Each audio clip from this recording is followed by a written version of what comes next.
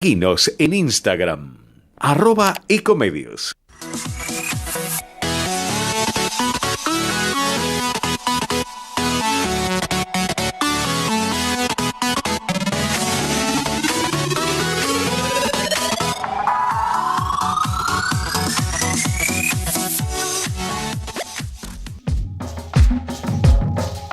Buenas tardes, un nuevo programa de Entre Ustedes y Nosotros por AM 1220 Ecomedios. Está llegando el conductor principal, el doctor Jorge Enríquez, acaso emocionado todavía por la noticia del día, que es la confirmación de Gallardo de que permanecerá dirigiendo a River Plate, lo que entusiasma sin duda a todos los riverplatenses y deprime acaso a los hinchas de otros clubes que ven cómo River sigue acumulando títulos. Hoy tenemos un programa en el que en la primera parte vamos a entrevistar a Ignacio Zuleta, el destacado periodista político, para que nos hable un poco de los nuevos escenarios a partir de la renovación del Congreso. Y luego a partir de las 5:30 vamos a hablar con un constitucionalista, el doctor Ricardo Ramírez Calvo, acerca del Consejo de la Magistratura. Como sabrán ustedes, ha trascendido que en los próximos días la Corte Suprema dictaría un fallo en el que declararía la inconstitucionalidad de la ley actual del Consejo de la Magistratura y revertiría entonces la composición de este organismo constitucional a una conformación anterior, lo que, bueno, eso es una noticia no solo de carácter jurídico, sino de un impacto político muy grande.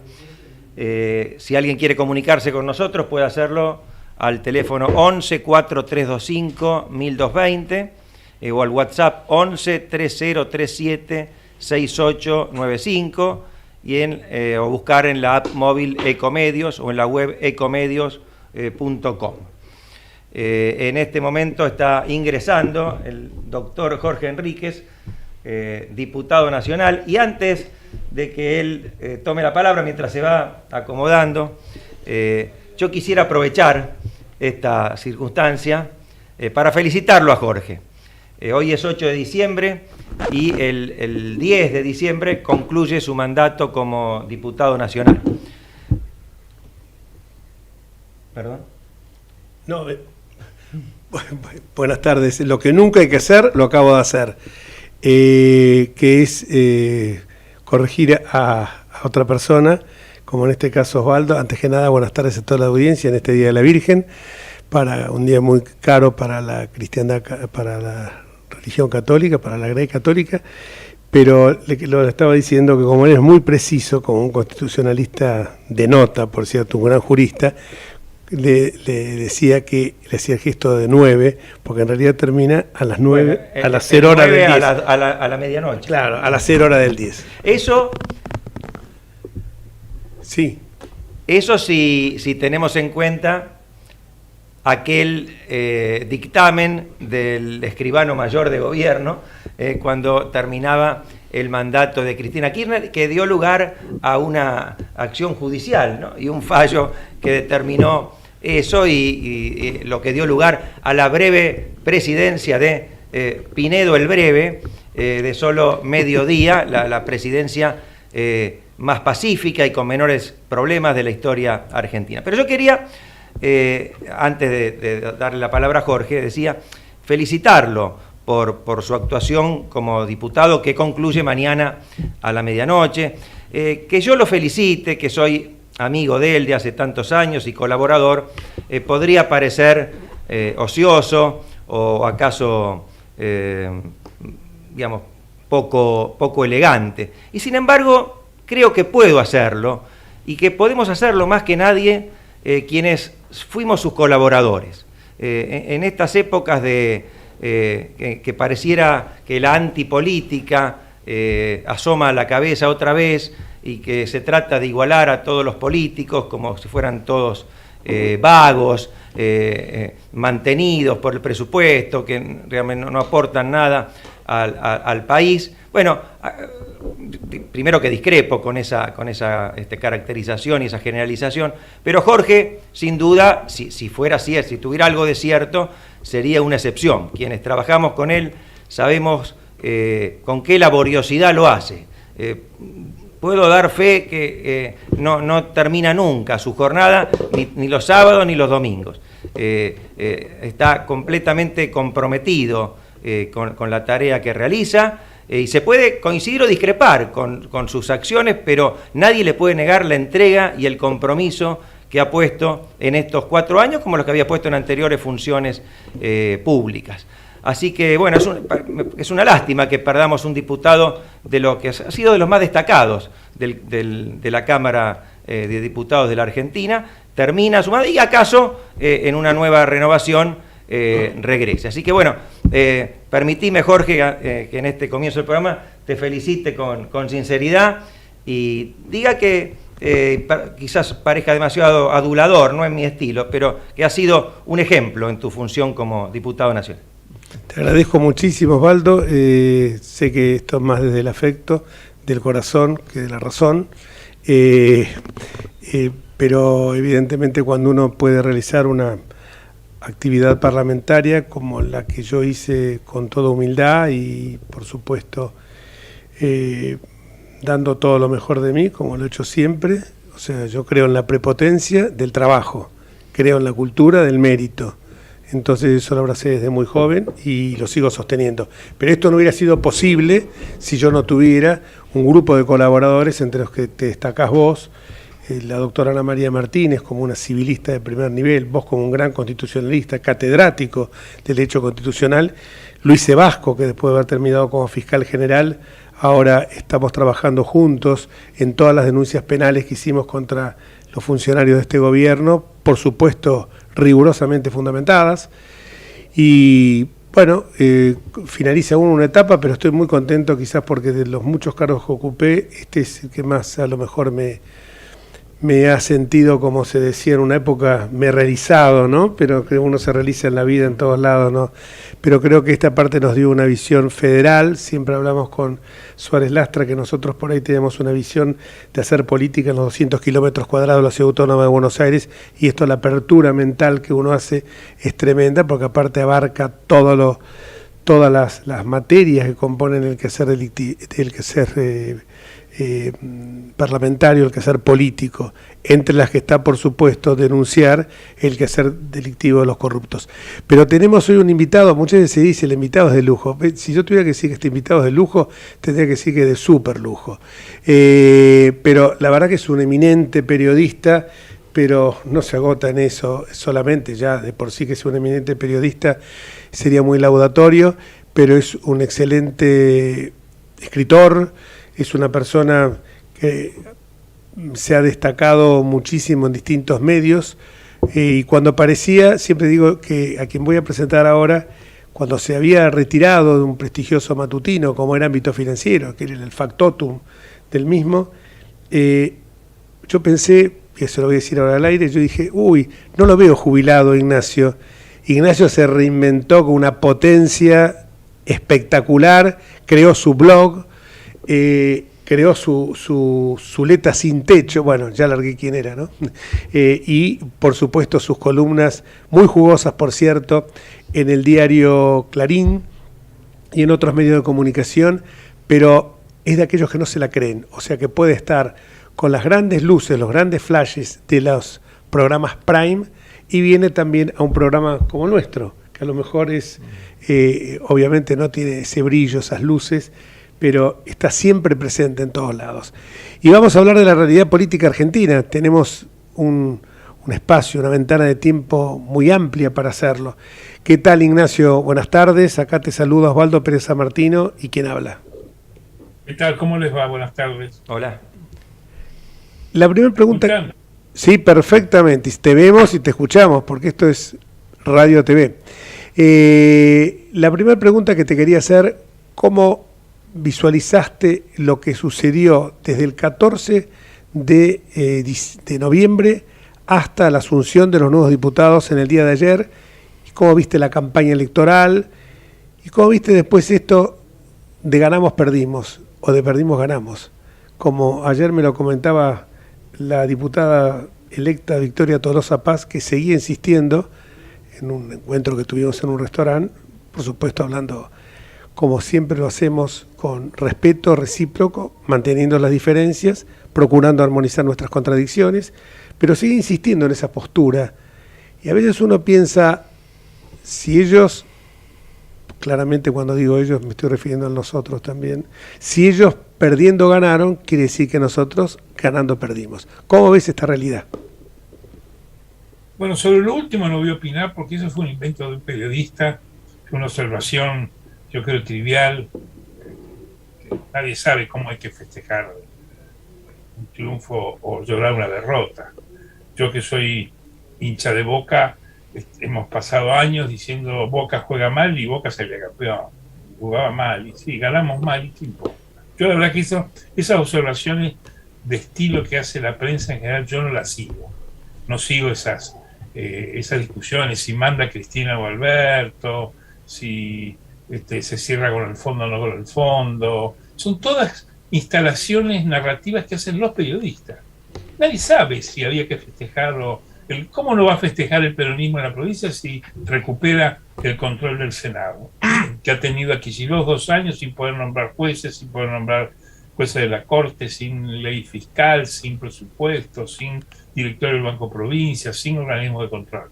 Yo creo que la provincia de Buenos Aires había una ocasión para festejar porque recuperaron el voto, ahora están empatados en el Senado, con lo cual están más cerca de tomar una serie de decisiones, se van a hacer. Ahora, es cierto que el cataclismo del peronismo en esta elección fue descomunal. Yo creo que no tenemos dimensión de la importancia y del tamaño de una derrota de un gobierno que había ganado en el 2019 holgadamente en primera vuelta en la nacional y por más de 12, 13, 14 puntos en la provincia, que liquide 5 millones y pico de votos y pierda la mayoría de los distritos, pierden en el 90% de las grandes capitales de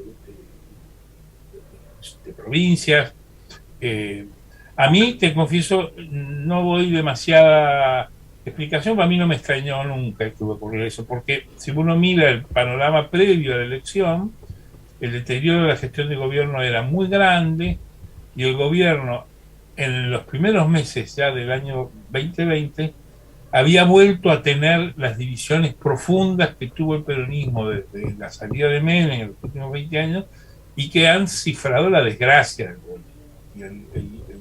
Y el ejemplo, el emblema, la representación más simple de esa división del peronismo es la salida de Ginés González García. Ginés González García, que era el ministro más importante del gabinete, porque además teníamos la peste, considerado un sanitarista de fama internacional, que hasta el día de hoy, Quirós, el ministro de Larreta, dice es el sanitarista que más instituciones ha creado en la Argentina, o sea, nadie duda de la gravedad. Lo echaron. ¿Y quiénes lo echaron? Los cubanos de Kicillof. Es decir, en una interna por la estatización de las obras sociales que promueven ahora el diputado Goyán y Kepler, que son, diríamos, estatistas y quieren liquidar a las obras sociales y a los prepagos y que todo vaya a una caja, el viejo sueño de López Rega del año 73, que trajo lo que se llamaba el Sistema Nacional Integrado de Salud, que intentó traer de España a López Rega, un invento de Franco, del yerno de Franco, del Marqués de Villaverde, que se hizo en Filipinas, una obra social a la inglesa donde todo es tratado. Ginés González García, para ese sector que gana la provincia de Buenos Aires, representaba las obras sociales, representaba los prepagos médicos, representaba los laboratorios, y lo ajusticiaron con una patraña como es la del vacunatorio, que no digo que no haya existido, yo ni lo descarte ni me interesa porque es una anécdota, que ocurrió en la provincia de Buenos Aires, porque el vacunatorio funcionaba en el Hospital Posada de Avellaneda, no funcionaba acá, no funcionaba en el Ministerio de Higiene, salvo 1 o 2 que se vacunaron ahí. Es un montaje de la provincia de Buenos Aires. Además Ginés arregló, fue una cama en la cual intervino un periodista que se vacunó y lo contó, en vez de quedarse callado, lo contó, quizá para prevenirse de un daño más grande en el prestigio del gobierno, y lo mandaron a la casa. Eso fue el ejemplo más profundo de la división del peronismo en el gobierno, que ejecuta su ministro más importante para saldar una división doctrinaria y metodológica. Porque Ginés González García, siendo el ministro más prestigioso del gabinete, y más importante, si uno mira las encuestas de ese momento, Ginés, Solá y Berni encabezaban el ranking de los ministros más prestigiosos del gobierno nacional, de la provincia. Y el gobierno echaba a los dos tipos más importantes del gabinete de Fernández eran Ginés y Solá, y a los dos los echaron, porque representan una contradicción muy grande con el espacio en el cual intenta de sobrevivir el trío presidencial, que es de Alberto, Massa y Cristina. Perdón, Ignacio. El hombre más prestigioso, después estaba en ese núcleo de los... Y eso es división, y división del peronismo es derrota. División de cualquier partido es derrota. Así que a mí no me sorprendió. Perdón, una pregunta. Ese nivel de prestigio, digamos, del ministro de Salud y de Solá, es cuando inician el gobierno, porque, por ejemplo, cuando lo despiden a Solá, me resulta difícil pensar que tuviera algún prestigio, no ya un nivel alto.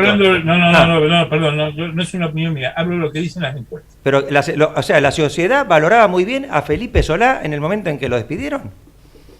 Estaba entre los ministros. No, me asombra a mí personalmente, ¿no? Porque... Bueno, pero pregúntele a los encuestadores, no a mí. Yo cuento lo que... No, y en el caso del otro, también me asombra porque, más allá de si se le hicieron la cama o no... Pero eso convérsenlo con los encuestadores, no conmigo. Sí, yo digo, el gobierno echó... No, digo lo que uno puede percibir a los ministros más importantes del gabinete. Porque digamos que la tarea de Solá fue muy deslucida. ¿Cómo? La tarea de Solá fue particularmente deslucida. No es una discusión entre usted y yo. Le estoy contando una decisión del gobierno donde ejecuta a los ministros más importantes. Me guste o no me guste. Por eso. Enrique me conoce de naranjo y sabe. Pero no estoy diciendo si le gusta o no. Estoy diciendo si esa valoración, para mi sorpresa, si esa valoración. Bueno, sorpréndase, llame a los encuestadores. Se mantenía al final de la gestión de ellos. Es una noticia novedosa. En ese momento se sabía y se publicaba en los diarios. Es como el caso de Berni. ¿Por qué a Berni lo sostienen? ¿Por qué los tipos más prestigiosos de... Prestigio yo llamo, no que sean buenos. No que sea eficiente. Los pone arriba. No, la percepción que tiene la gente. Es la percepción. Las encuestas. Las encuestas. Que tampoco... Ahora, evidentemente, en un gabinete que el problema del gobierno es un problema, a mi juicio, que no tiene resolución. Pero no tiene solución no porque no sepan hacer lo que tienen que hacer, que tengo mi duda que sepan, pero bueno, eso ya se va a ver al final. Un gobierno que enfrenta una guerra es generalmente condenado por su sociedad. El ejemplo es Churchill. Churchill en el año 45, abril, ocupan Berlín, cae Hitler, cae Alemania, gana la guerra. En julio van a la elección en Gran Bretaña y Churchill pierde las elecciones y gana el laborismo. Y lo mandan a la casa, como a Ginés, como a Solá. Y era el tipo que había ganado la guerra. En el comienzo del 2020, nadie dudaba de que Trump iba a ser reelecto. Hoy día está en la casa esperando el patrullero. Merkel, diosa total de la política, no sé qué le han visto, pero que es lo perfecto, se fue al diablo, se fue a la casa. No pudo formar, ya le había costado en la última mandato, le había costado armar el gobierno porque había tenido que arreglar con los verdes, ya había tenido que sacrificar el programa nuclear, le costaba mucho sobrevivir en Alemania, pero ya se sube a la casa y me voy. O sea, la peste termina con los gobiernos. Y este gobierno, que además era muy débil, que heredó una economía endemoniada como es la de los últimos años, los de Macri y los del gobierno anterior, que no lo pudo resolver ni Macri, y menos lo iban a poder resolver esto.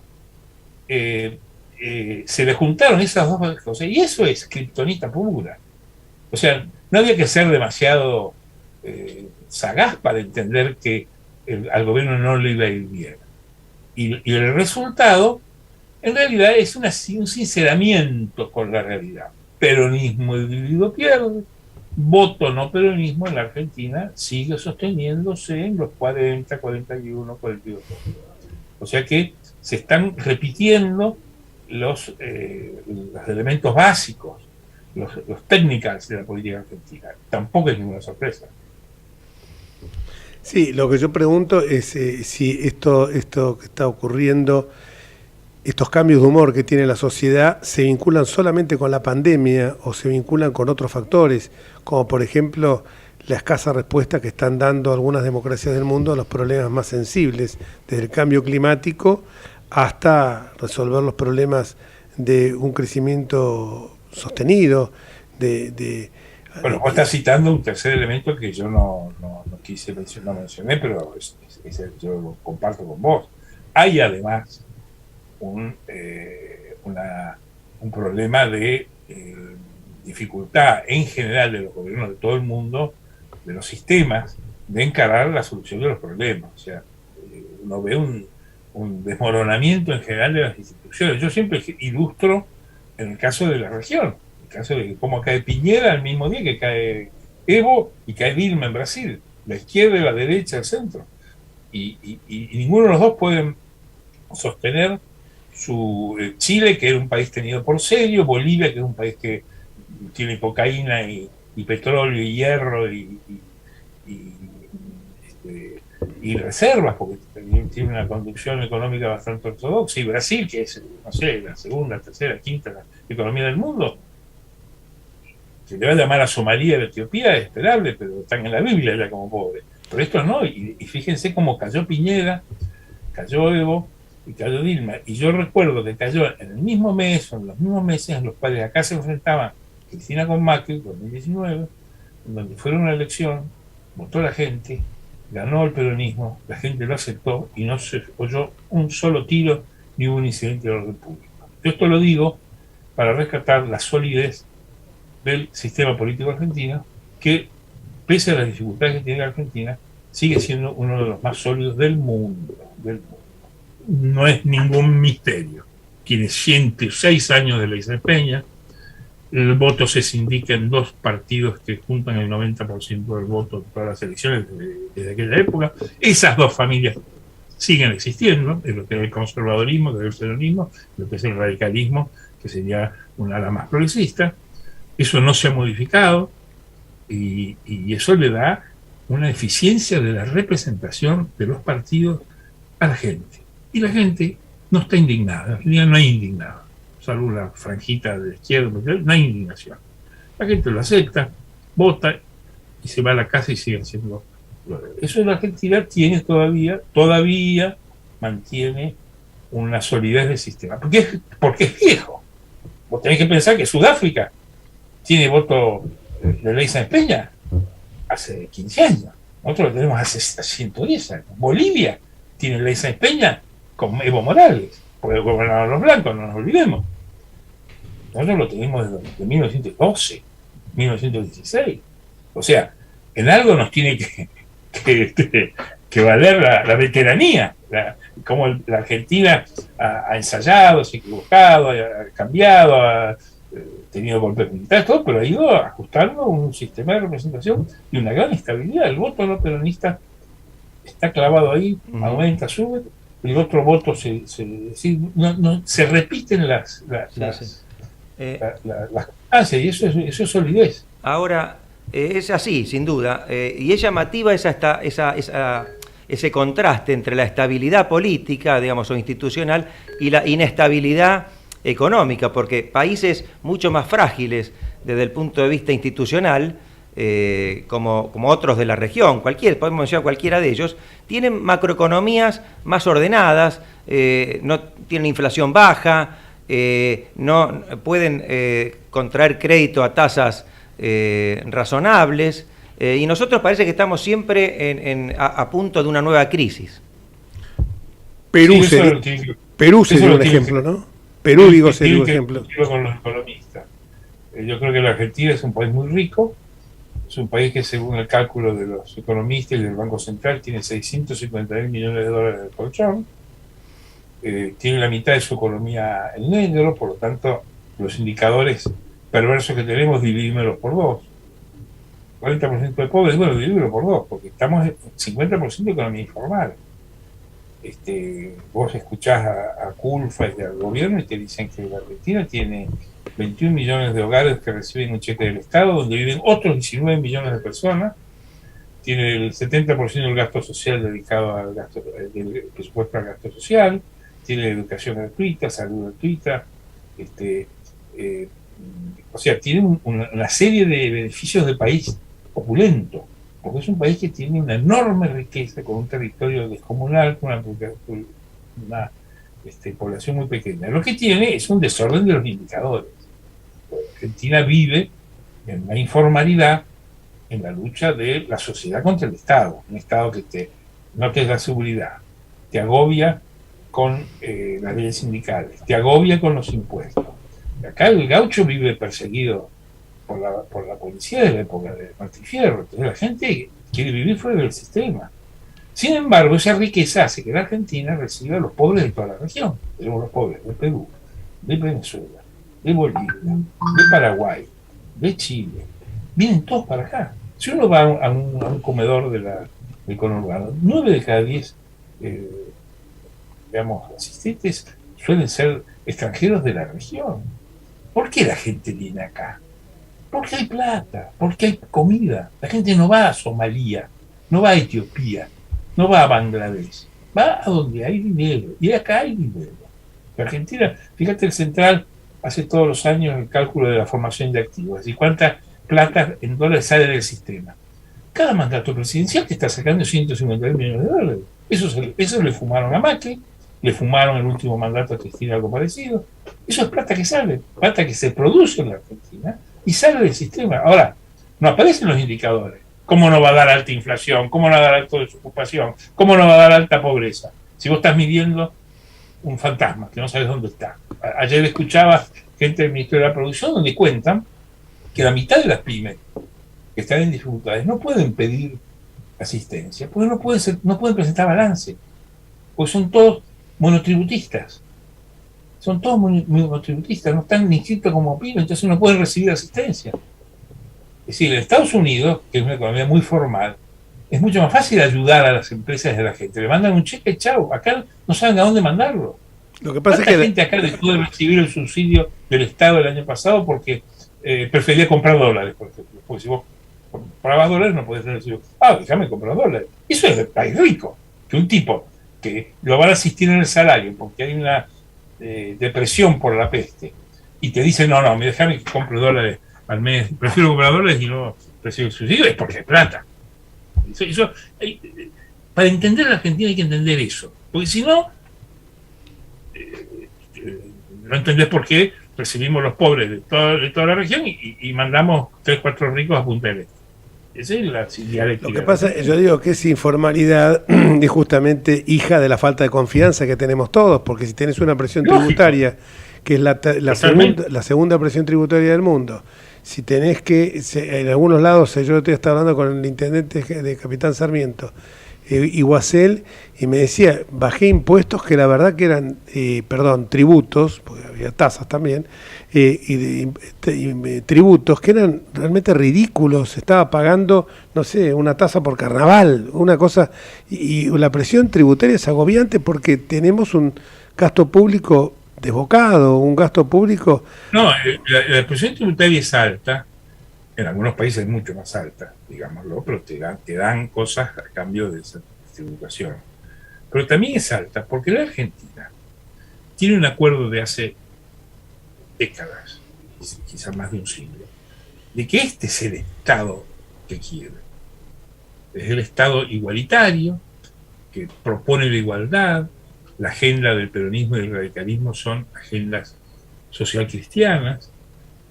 Acá no hay una derecha ultra que dice que los pobres se mueran y si no tienen que comer, que me importa, ni hay una izquierda revolucionaria que dice que vamos a ejecutar a todos los que viven en la Recoleta. O sea, la Argentina tiene una agenda igualitaria, que es la agenda del radicalismo y del peronismo, y este es un consenso de la Argentina. Nadie se enoja con eso, salvo que se enoja, pero nadie se enoja con eso. Y la gente está aceptando medianamente que bueno, que la Argentina tiene 70 años de inflación. ¿Vos crees que se va a terminar en un día? Es como lo del fondo del default. La Argentina hace 20 años que está en default. viven default. La Argentina no sabe cómo no vivir con default. Si el fondo nos regalara la deuda, no arreglamos ningún problema. Seguimos con los mismos problemas que tenemos. O sea que hay que tener noción de en qué país pisamos. Un país que tiene aristas y ángulos muy interesantes. Yo lo entiendo, pero Ignacio, un país donde 10 millones de personas producen para que 21 millones cobren un cheque del Estado todos los meses, entre los cuales, por supuesto, está el cheque de la seguridad y la salud, que son absolutamente necesarios, pero también necesarios hasta cierto punto. Hace poco estamos haciendo un trabajo nosotros de la superposición de funciones que van generándose en las distintas áreas. Por ejemplo, la ley famosa Micaela de capacitación. No hay un solo ministerio, ni una sola repartición, hay un solo poder del Estado que no tenga su propia capacitación de la ley Micaela. Absolutamente ocioso. Eso tendría que estar centralizado en un solo organismo. Es perfectible. Yo entiendo que es perfectible. Es perfectible. Yo digo que la comodidad que el argentino... Son disfuncionalidades que hay que remediar. Yo trato de dar el panorama completo para que se entienda por qué pasan las cosas que pasan. Porque si la gente cree que los problemas son absurdos y que se arreglan con sentido común. Toda situación política y toda conducta política tiene su altísima racionalidad. Desde el voto de la oposición hasta el voto del oficialismo, hasta la existencia del gasto público en las dimensiones que lo estamos hablando, en apelar a la inflación para pagar el gasto público. O sea, son decisiones que los gobiernos han tomado a lo largo de los años y por algo no lo han remediado, porque no nos olvidemos, la inflación la produce el Estado para tener mayor recaudación y para transmitir a la sociedad una sensación de bienestar y de que hay plata. Y eso ya lo decía Alfonsín, un poco de inflación no hace mal, lo dijo Alfonsín, no lo dijo Luis Elías. Sí, un poco, pero... Esa es la Argentina, Ya sé, pero un poco de inflación es una cosa, pero estar entre los 4 países del mundo, con Zimbabue, Sudán y Venezuela, compartiendo esa tabla de posiciones trágica de los países... Sí, pero vos abrís la puerta y te vienen todos los de Sudán, todos los de Venezuela y todos los de Zimbabue para acá. Nadie va para allá, vienen acá. O sea que es cierto lo que decía, a mí no me gusta la inflación, yo soy un asalariado de toda mi vida, yo sufro la inflación. Te comes, claro. Pero la entiendo, yo no la quiero, la entiendo, la combato, pero la entiendo, porque si digo que no la entiendo, digo que es un absurdo, claro, que los que gobiernan son unos estúpidos, y que por qué no aplican el sentido común, y no es así, no se aplica el sentido común. Los reyes del sentido común acá pavimentan la Recoleta. Está lleno de gente del sentido común. Yo comparto la crítica, yo soy muy crítico de general de los gobiernos, lo he sido toda la vida y creo que hay muchas cosas para remediar. Pero hay que arrancarle la inteligencia profunda de lo que es la Argentina, los bienes que tiene, cómo es la gente, qué es lo que quiere la gente. Y si uno mira el mediano y largo plazo hacia atrás, uno se da cuenta que las conductas se repiten. Las conductas se repiten. Totalmente. Los gobiernos tienen agendas más o menos parecidas y las soluciones son más o menos parecidas. Eso que hay un tipo de afuera y va a arreglarlo porque es un mesiánico, ya lo hemos vivido, lo vimos con Cavallo, lo vimos muchas veces, ¿no? Seguro. Más que él mismo dice, en el libro ese que le escribieron, dice que él creyó que era fácil remediar la inflación. No, es que era fácil. Una cosa que viene de hace 70 años. Seguramente. Por algo existe, ¿no? Ignacio, querido, muchísimas gracias por este tiempo que nos has dedicado y volveremos en otras oportunidades porque la verdad que es un gusto charlar contigo. Un abrazo enorme. Muchísimo el llamado y saludos a todos. Gracias, hasta luego. Ecomedios.com AM1220. Estamos con vos. Estamos en vos. Estamos llenos de historias verticales. Girá tu celular. En Catamarca tenés algo distinto para contar. Girá, girá, no te pierdas de nada. Vení a contar una historia distinta.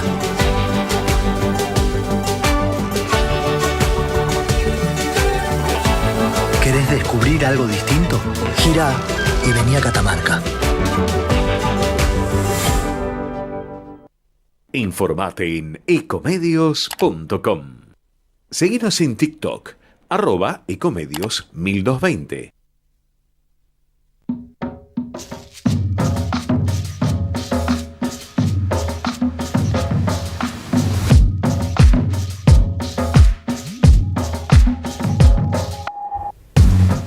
Y continuamos con nuestro programa Entre Ustedes y Nosotros en esta tarde soleada que da más ganas de estar en una pileta. En una pileta, en algún espacio verde, de acuerdo a las posibilidades de cada uno, que estar en un estudio de radio. Pero lo hacemos con gusto porque acá si no el operador y el productor me miran con una cara como diciendo nosotros que se están comiendo las uñas.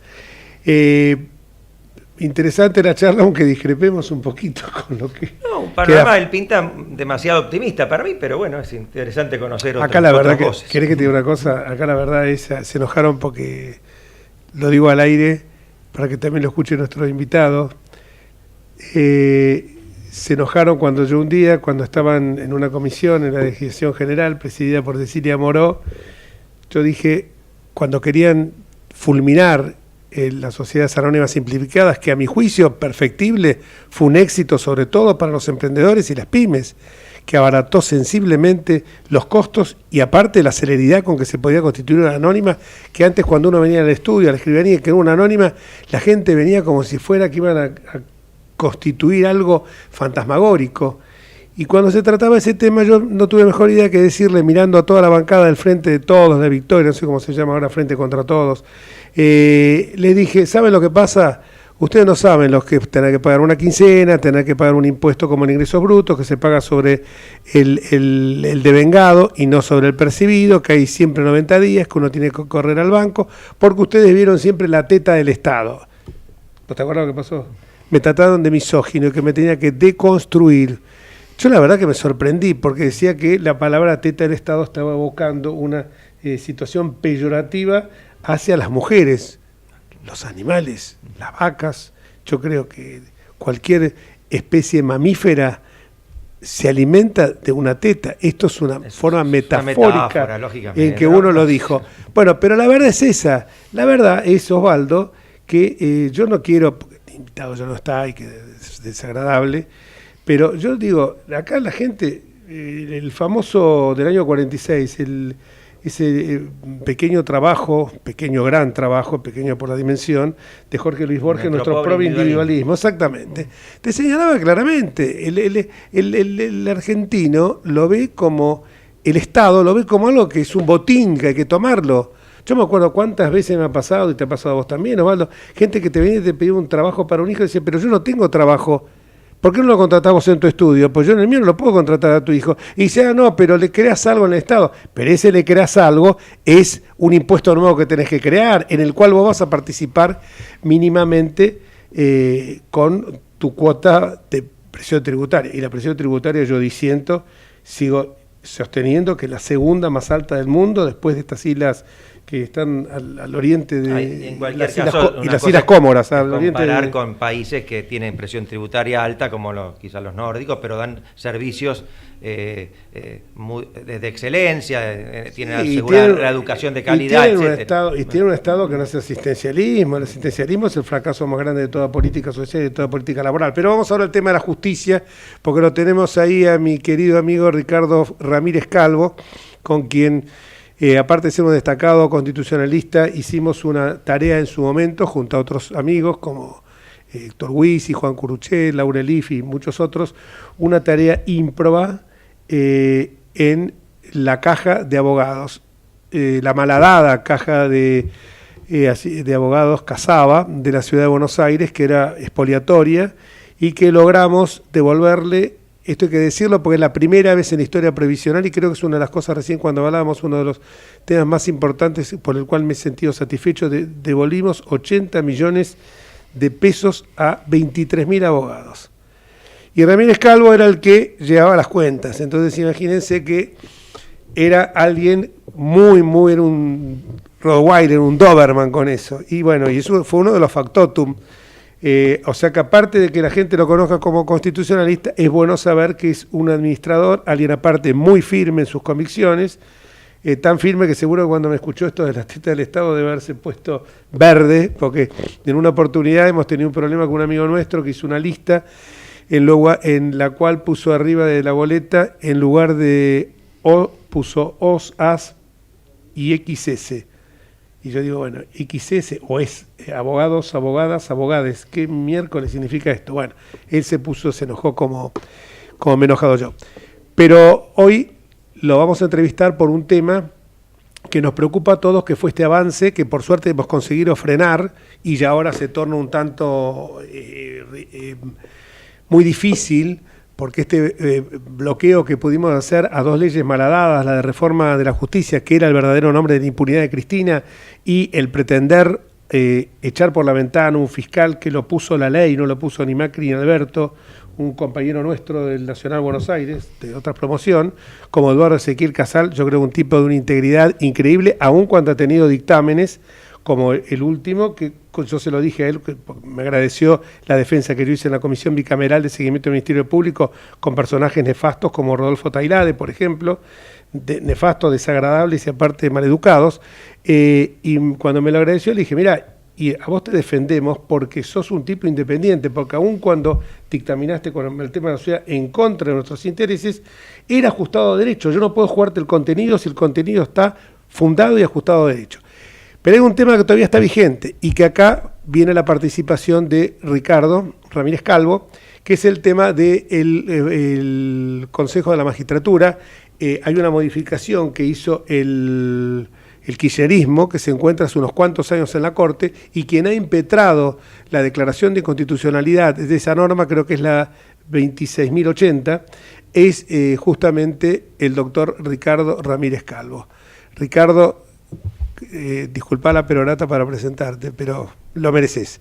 Y además ganamos el otro día en River cuando nos encontramos que fuimos a votar. Por suerte. Y aparte el muñeco se queda un año más, o sea que tenemos todo completo. Pobre, no hablemos de fútbol delante de Osvaldo porque se va a agarrar la cabeza.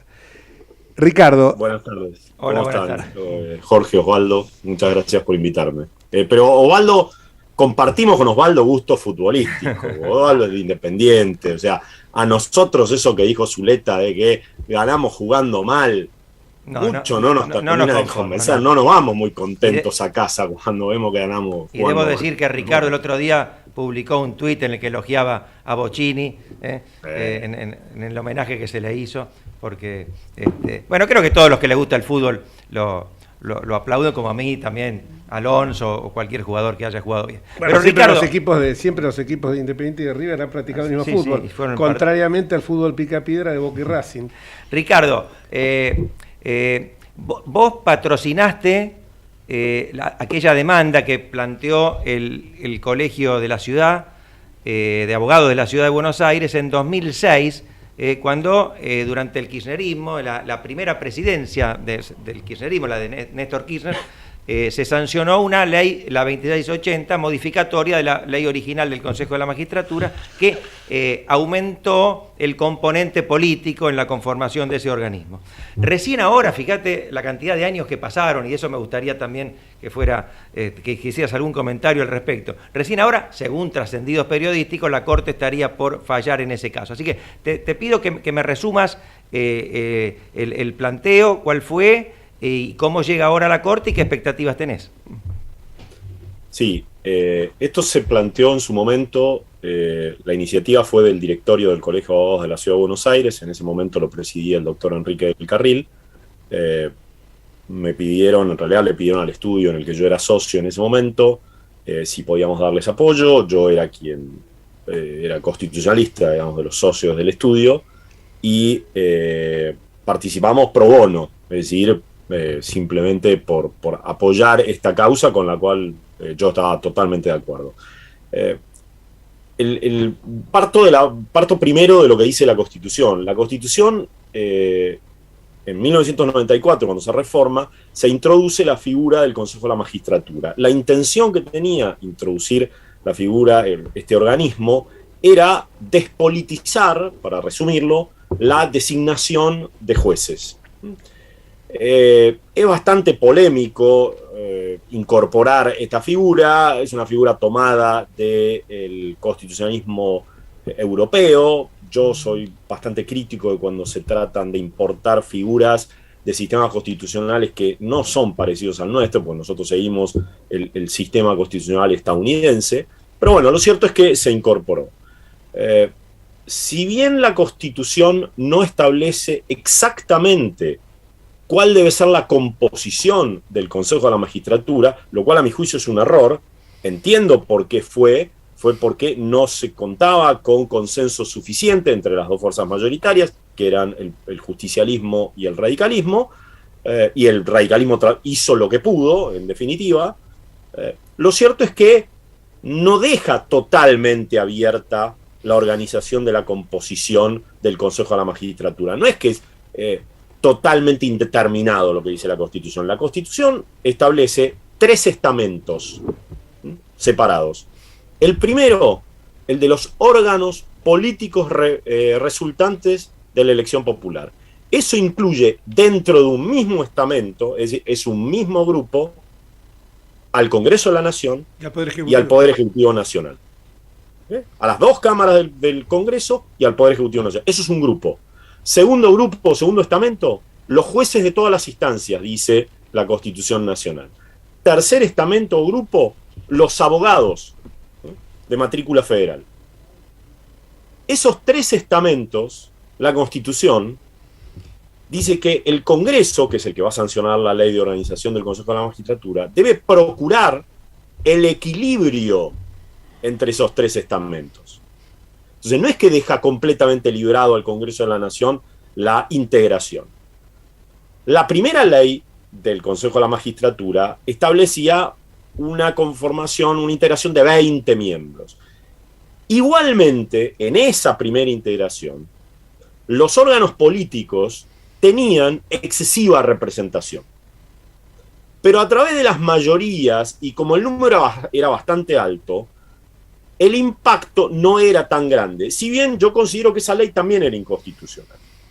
Pero a fines de 2005, ustedes como bien dijeron, por inspiración del kirchnerismo, y en especial de quien después fue presidente de la Nación 2 veces, la señora Cristina Fernández de Kirchner, se sancionó una ley que redujo el número de integrantes del Consejo de la Magistratura y lo bajó de 20 a 13. Ahí se pusieron 6 legisladores, un representante del Poder Ejecutivo, es decir, ya tengo 7 de los órganos políticos resultantes de la elección popular, 3 jueces, 2 abogados y un representante de los académicos. Ya simplemente con mirar el número, hay quienes dicen, bueno, pero no hay que mirar el número. De hecho, leía un hilo de tweet con el que yo estoy totalmente en desacuerdo, que no hay que fijarse en el significado semántico de la palabra equilibrio, sino en una concepción política. ¿Y qué quiere decir eso? O sea, ¿qué es lo que quiere decir equilibrio? Equilibrio, de acuerdo con el Diccionario de la Real Academia Española, en 1994, que sigue diciendo lo mismo hoy, quiere decir, las 3 acepciones, que son las primeras, que son las que se aplican, da la idea de fuerzas que se contraponen, es decir, que ninguna puede imponerse a la otra. Si yo acá tengo 5, sumando a los abogados y a los jueces, y tengo 7 de los políticos, claramente no hay equilibrio. El equilibrio está completamente roto. Completamente roto. ¿Se podría haber evitado eso? Porque alguien me podría preguntar, bueno, pero ¿cómo logro el equilibrio si no tengo exactamente los mismos números? No necesito tener los mismos números. Estableciendo mayorías. A lo mejor exigiendo que, por lo menos, que 2 estamentos estén de acuerdo y que haya la participación de, aunque sea el voto de algún otro del tercer estamento. O sea, se pueden jugar con las mayorías. Porque lo que exige la Constitución, en definitiva, es, esa palabra que yo no soy un partidario de esa palabra, pero lo cierto es que es lo que exige la Constitución, es el consenso. Y el consenso implica que hay que trabajar en pos de un mismo objetivo. Permítanme extenderme un poquito más en un concepto, que es, no hay que confundirse, y esto se confunde muchas veces, y lamentablemente Casal cuando emite el dictamen de la Procuración General en el juicio que ahora está en la Corte, para mí comete ese error, y es confundir a los estamentos con oposición y oficialismo. La Constitución no habla de oposición y oficialismo, y cuando quiere hablar de oposición y oficialismo lo hace. Por ejemplo, la Auditoría General de la Nación. Expresamente. Claro. Expresamente. Es decir, no confundamos oficialismo y oposición con los tres estamentos que tienen que estar equilibrados. No es un tema de si el oficialismo puede imponer su voluntad, es si los órganos políticos, porque el objetivo que tuvo la reforma es quitarle a los órganos políticos el manejo absoluto de la designación. Esto no quiere decir que se lo saco totalmente. No excluirlo, sino rebajarlo, por lo menos ese componente. Exactamente, claro. Porque después, ¿quién es el que elige de la terna que propone el Consejo de la Magistratura? El presidente de la Nación. ¿Y qué necesita? El acuerdo del Senado. Entonces, el componente político sigue estando. No es que lo hemos eliminado. Pero acá, los políticos, por lo menos los de uno de los partidos, quieren tener todo, o sea, las dos puntas, la llave para todo. Bueno, eso es inconstitucional. Eso fue lo que se planteó en su momento. Dos reflexiones quería hacer. No, porque tenemos una hora, así que podemos hablar todo este tema todo el tiempo, porque aparte es interesante, y después vamos a bajar un poquito el llano para explicar a la gente cuáles son las misiones y funciones del Consejo de la Magistratura, porque a veces nos pasó con el Ministerio Público Fiscal también, no lo entienden, no se entiende, no porque la gente sea ignorante, sino porque es muy técnico. Cuando vos hablas de equilibrada representación, equilibrada proporción, enseguida me vino lo que hicimos nosotros como constituyente de la Ciudad de Buenos Aires, que ahí tuvo intervención mi amigo que está a la izquierda, Osvaldo, que es para evitar estas interpretaciones del 114, ¿no?, de la Constitución. 114, sí. Ahí creo, fijamos un número exacto, o sea, 9 miembros, 3 representantes 3 y 3, sí. 3 y 3 de la matrícula de abogados, por mayoría y minoría, expresamente, los que está diciendo Ricardo ahora, que no lo establece la Constitución Federal, 3 del representante de la legislatura, que no tienen que ser legisladores, esto es otro dato, y 3 representantes del Poder Judicial. Me parece que ahí eliminamos toda posibilidad de... ya está plasmado en una Constitución que afortunadamente, y toquemos madera, ya lleva 25 del 96, 25 años de vigencia, y no fue reformada, pese a que hubo algunos intentos de hacerlo. Pero a lo que voy yo es lo siguiente. Cuando vos hablas del tema de las mayorías y minorías, necesariamente surge algo, que es el concepto de bloque parlamentario que tenía la 26.080, que difiere del que tenía la ley cuestionada, ¿no? Eso necesariamente llevó con esa interpretación que se hace caprichosa, que en lugar de estar hablando de bloques parlamentarios con representatividad, estemos hablando de mayoría, primer minoría y segunda minoría. Ese lenguaje tan alambicado es el que justamente hace de que alguna fuerza política se quiera llevar todo, arrasar con todo. Creo que esto también sería saludable, volver a la vieja norma, ¿no? Sí, yo estoy de acuerdo. En realidad, volver a la vieja norma es un paso adelante enorme. Por supuesto que la vieja norma es perfectible, para mí no es estrictamente constitucional, pero bueno, también dicen que lo mejor es enemigo de lo bueno. Yo con la vieja norma me doy más que por satisfecho en la República Argentina. Ricardo, perdón, porque acá se plantea un tema, si se declara la inconstitucionalidad, ¿qué va a pasar? El fallo que está recurrido, el fallo de Cámara, dice que se retorna al declararse la inconstitucionalidad de la posterior, se retorna a la norma anterior. Sí, declara la inconstitucionalidad. Por supuesto que, y esto es bueno aclararlo porque en Twitter hubo algunas, vos Osvaldo tuviste, contestamos eso. Sí. Esto no quiere decir que queda anulado todo lo que hizo el Consejo de la Magistratura hasta ahora, y entonces todos los jueces que han sido designados hasta ahora caen todos. No. Todo lo que se hizo bajo esta ley mientras no se declaró la inconstitucionalidad, por supuesto que es válida como cualquier otra ley. Es decir, las situaciones jurídicas que ya están consolidadas. Listo. Ahora, volveríamos a la vieja ley. Hay algunos que dicen, bueno, pero es muy complicado. Esas para mí son expresiones de alguien que quiere entorpecer o empiojar, si quieren, esto de la declaración de inconstitucionalidad, porque en realidad pasa todo el tiempo, pasa cada vez que se declara inconstitucional una norma. Ricardo, no hay problema, habrán que convocar a las elecciones nuevamente. Bueno, bárbaro, sí, lo tendrán que convocar. No es tan grave, podemos hacerlo en marzo, tenemos un tiempo, en marzo se designan los nuevos consejeros y listo, punto, y ya está, y empezamos a funcionar correctamente de vuelta. Ricardo, sí, es un tema que nos interesa mucho, tenemos que hacer una pausa. Si vos podés quedarte un poquito más, la seguimos en 2 minutos. No hay ningún problema. No, si le dije que va a seguir hasta las 7. Desde Buenos Aires, transmite LRI 224, AM 1220, Ecomedios. Ecomedios y los números de la suerte y los resultados de las quinielas recién sorteadas.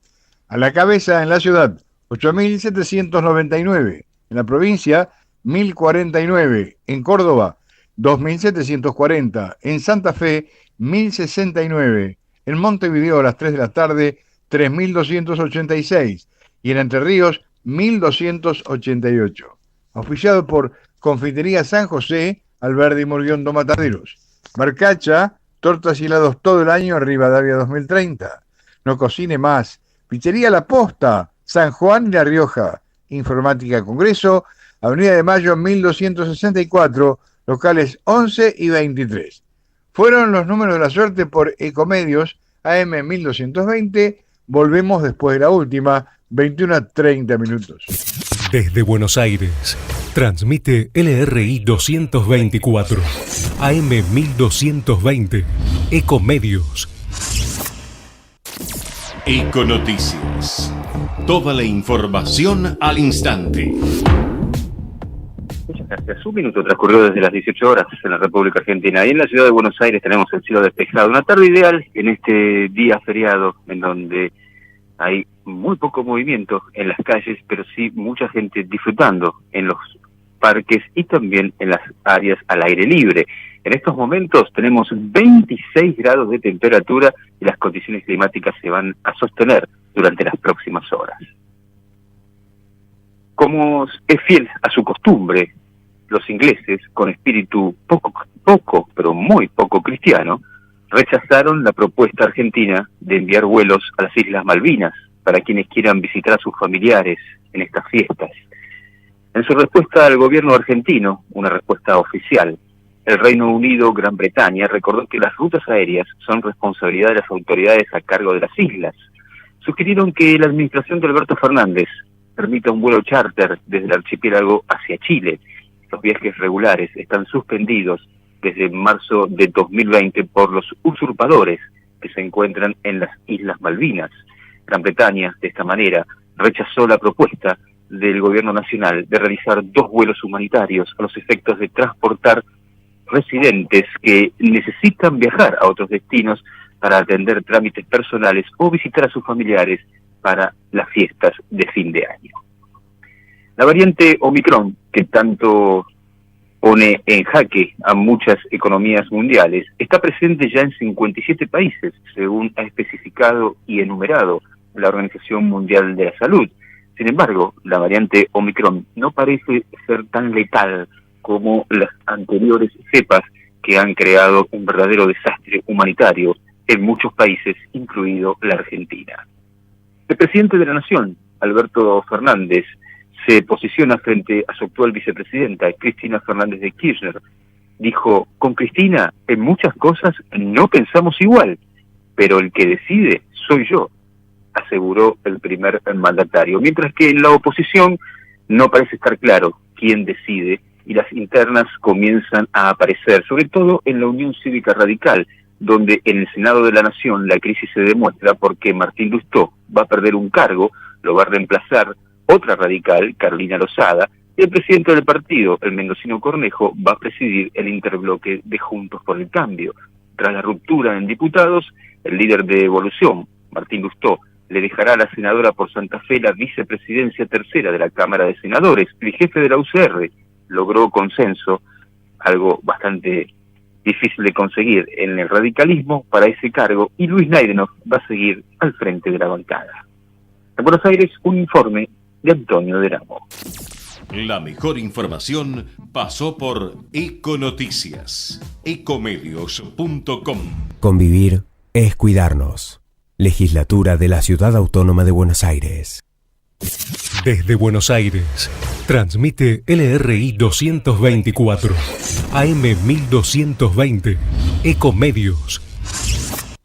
Tengo algo excelente para recomendarte. MGN Salud es una empresa de medicina que te da más servicios, más beneficios y la mejor atención. Anota, llama a MGN Salud al 4629-3351. Podés asociarte ahora y aprovechar tus aportes. Llama al 4629-3351 y asociate a MGN Salud. MGN Salud llegó para cuidarte. Superintendencia de Servicios de Salud, www.sssalud.gov.ar, 0800-222-72583. RENEM número 117924.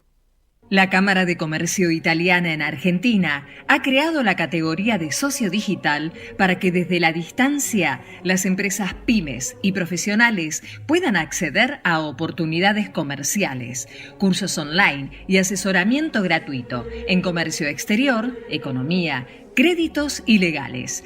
Comuníquese al 011-481-65900, 011-481-65900 o enviando un mail a ccibaires@ccibaires.com.ar.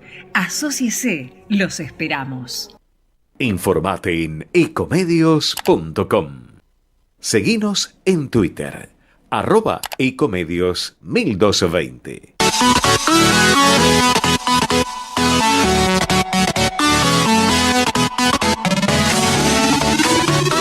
Escribanos en tu ciudad. Nuestro consejo es prevenir problemas. Colegio de Escribanos de la Ciudad de Buenos Aires. Consejo Federal del Notariado Argentino. El Colegio Profesional Inmobiliario auspicia este programa. Colegio Profesional Inmobiliario, cada vez más profesionales. ¿Conocéis los planes de salud de Andar, la obra social de los viajantes vendedores? Planes para empleados en relación de dependencia, monotributistas y particulares. Solicita un asesor comercial al 0810-345-0184.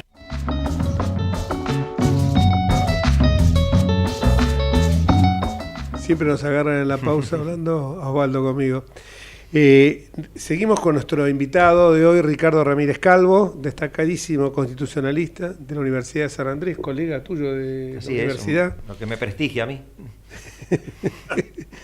Y lo que prestigia la universidad, ambos. Habíamos quedado en la pausa, seguimos hablando, entonces estábamos hablando por qué era inconstitucional la 24.937, ya lo habías aclarado vos antes, y ahora te quería hacer una pregunta, porque a veces la gente escucha y dicen, ¿de qué estarán hablando estos tipos? Consejo de la Magistratura, extrapolado del derecho constitucional europeo, un injerto en una constitución que reconoce la alberdiana, que reconoce su origen en la Constitución americana. Me recuerdo que cuando yo tenía un entusiasmo muy grande en el 94, el 96 con el Consejo de la Magistratura, incluso llegué a estudiar de un libro de Javier Pérez Royo, un constitucionalista español, que me quedó siempre la frase grabada de que no tenía que ser ni el autogobierno de los jueces ni tampoco tenía que tener una intromisión absolutamente injustificada o desproporcionada del Poder Ejecutivo y del Poder Político. Pero Espota me decía, va a ser un fracaso. Y yo la verdad que discutía con él en esto, porque me decía, es un injerto que estamos haciendo. Y yo discutía, y vos sabés una cosa, se lo digo a los dos, Ricardo y Osvaldo, yo no sé hasta qué punto esto ha funcionado, si no, ya es tarde, no se puede volver atrás, porque en España, en Francia, funciona, también con dificultades. Si la intromisión del poder político va a seguir existiendo, ¿no es mejor tenerlo blanqueado ya con el hecho de que sea el Senado directamente? Bueno, perdón, pero antes no es que había una intromisión, estamos discutiendo el grado de intromisión. Antes era puramente político. Era puramente político, exactamente. Pero no sé si eso se ha mejorado o no. Es una duda que siempre sigo teniendo. Pero la pregunta mía es, para contarle a la gente bien, ¿cuáles son las misiones y funciones del Consejo de la Magistratura y de su primo hermano, el jury de enjuiciamiento, ¿no?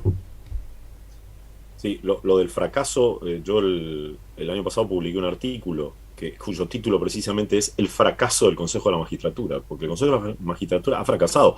Lo que tenemos que hacer es hacerlo funcionar. Está en la Constitución, y por más que a mí puedan no gustarme algunas cosas que diga la Constitución, están y hay que aplicarlas. ¿Cuáles son las funciones principales del Consejo de la Magistratura? La primera es la de seleccionar candidatos a jueces federales, obviamente.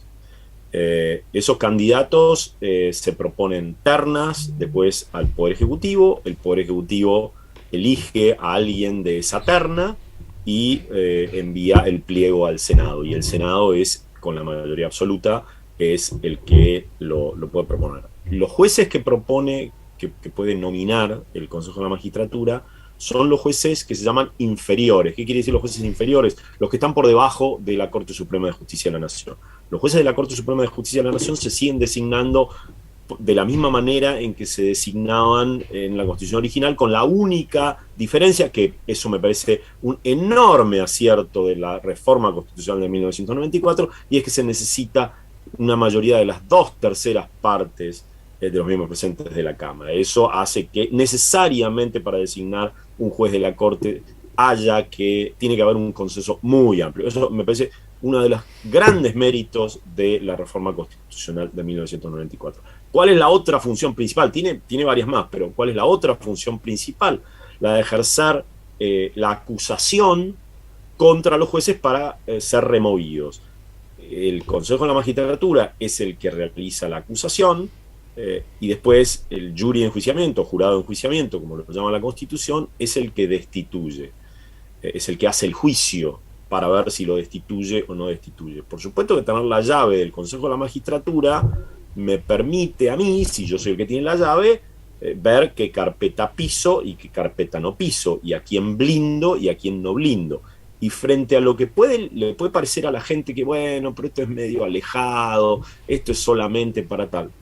Los jueces son los que le van a decidir cualquier conflicto que tengan, desde un accidente en la calle, a un desalojo, a los temas más importantes que se someten a... Alguien me dirá, bueno, pero eso no son los jueces federales. Está bien, pero los jueces los jueces nacionales de la capital federal, justicia que no ha sido transferida a la ciudad de Buenos Aires inconstitucionalmente, pero lo cierto es que sigue estando ahí, son también designados por el presidente de la Nación con acuerdo del Senado en función de las ternas que nomina el Consejo de la Magistratura, con lo cual esto es algo que le toca el bolsillo a todo el mundo. Hay una vieja frase, si yo no recuerdo mal, es de John Marshall, que dice que, ojo, porque la justicia llega hasta la chimenea del hombre más privado del país. Entonces es muy complicado, muy complicado.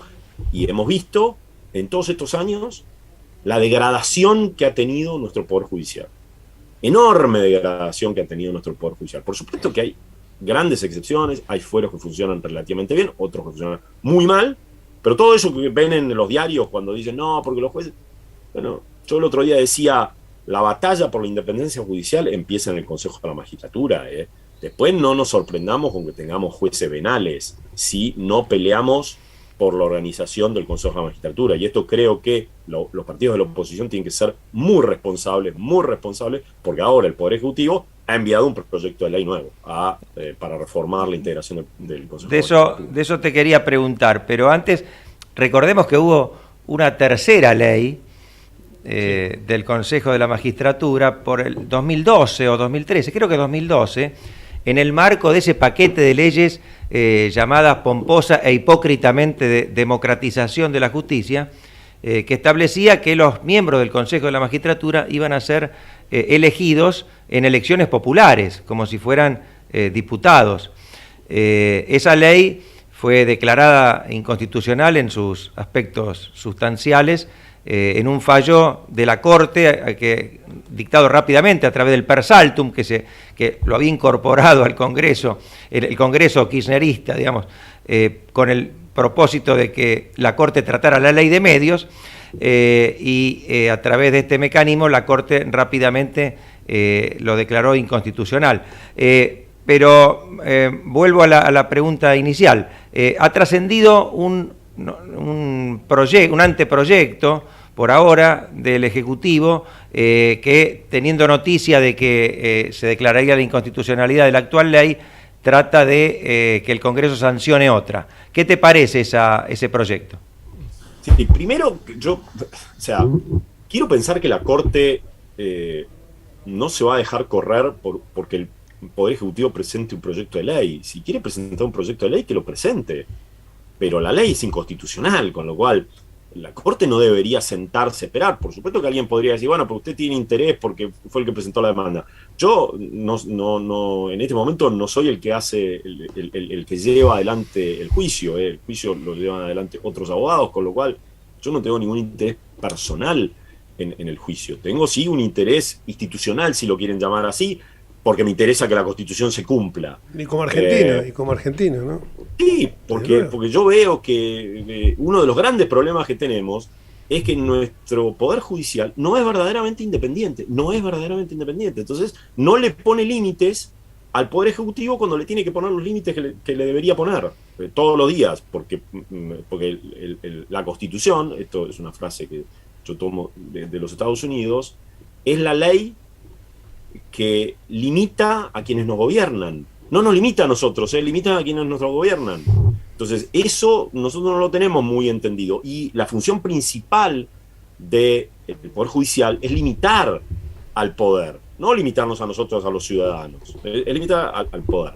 Volviendo a la pregunta específica de Osvaldo, el proyecto de ley que han enviado es gatopardismo puro. ¿Qué es gatopardismo? Ustedes lo entienden, pero para cualquier oyente que no sepa, esto viene de una novela de